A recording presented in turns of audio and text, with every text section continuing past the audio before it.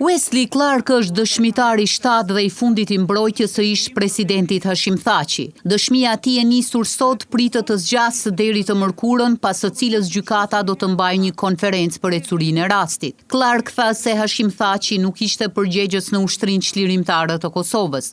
Ai edhe një herë deklaroi se ushtria çlirimtare e Kosovës ishte organizatë të thjeshtë e jo e organizuar, ndërsa kur u pyet se ai kujtohet incidenti në mes pjesëtarëve të UÇK-s dhe para ushtarakëve serb në fillim të qershorit të vitit 1999, generali Wesley Clark tha se ka pasur presion që shqiptarët të nxirreshin nga pjesa veriore e lumit Ibër. Clark tregoi se sipas vrasjeve të familjes Jashari nga forcat serbe ishte takuar me presidentin e atëhershëm të Maqedonisë Gligorov dhe ai kishte thënë se pas kësaj ngjarje shqiptarët do të kundërpërgjigjeshin pasi nuk do ta pranonin një ngjarje të tillë. Ndërsa në lidhje me planin e veprimit që e kishte planifikuar, Clark tha se kishte komunikuar me Pentagonin, ku I kishte njoftuar për mundësi që Milošević të krijonte një konflikt të ri në Kosovë. Clark gjithashtu shpalosi planin që kishte hartuar për fushatën ajrore të NATO-s. Ish komandanti suprem I forcave aleate të NATO-s për Evropën,